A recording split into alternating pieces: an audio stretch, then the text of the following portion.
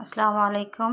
আজকে 2 রকমের রান্না শেয়ার করব একটু কিভাবে তাড়াতাড়ি 2 রকমের রান্না করা যায়। আজকে খুব তাড়ায় ছিলাম। এই যে সরষের তেল দিয়ে দিলাম আর পেঁয়াজ, তেজপাতা। আজকে মুরগির গোশত রান্না করব। গরুর গোশত খেতে অনেক খাওয়া হয়ে গেছে, আজকে মুরগি রান্না করলাম। এই যে পেঁয়াজ, রসুন, আদা, গরম মশলা দিয়ে দিলাম। এবার গুঁড়ো মরিচ, হলুদ, ধনিয়া গুঁড়া দিয়ে একটু পানি দিয়ে ভালো করে নাড়িয়ে নেব। তেল ছেড়ে আসছে, এবার আলু আর গোশতটা দিয়ে দিলাম, দিয়ে ভালো করে একটু নাড়িয়ে চাড়িয়ে নেব। ভালো করে নাড়িয়ে নিব। স্বাদ মতন লবণ দিয়ে দিলাম।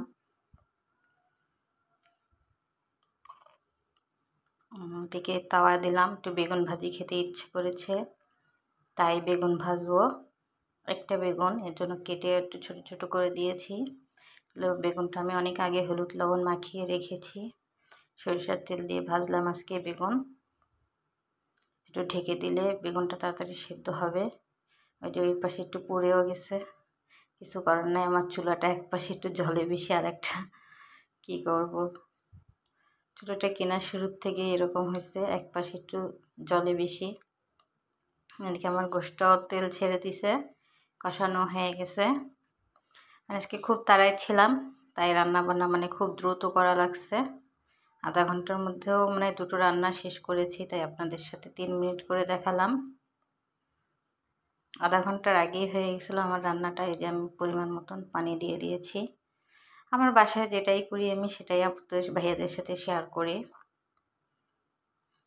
যে পেঁয়াজ ভেজে দিলাম, পেঁয়াজ দিয়ে করবো তো বেগুনটা, আমার আবার এটা খুব ভালো লাগে। সাথে ডিমও দিব ভেঙে। এরকম বেগুন ভাজি করলে খুব মজা লাগে। এতদিন গোশত খেয়েছি তো আজকে একটু ভাবলাম যে একটু বেগুন ভাজি, এরকম ভাজি টাজি টাইপের কিছু খেতে। তাই আসলে কুরবানির পর থেকে একটু অন্যরকম খাবার খেতে খুব ভালো লাগে।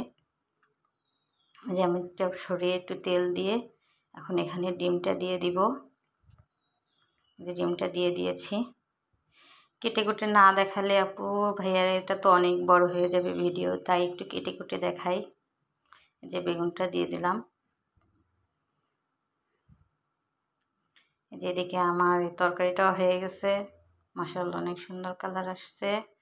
আলুটা একটু এখনো বাকি আছে মনে হলো, তাই আবার একটু ঢেকে দিব যেন তাড়াতাড়ি হয়ে যায়।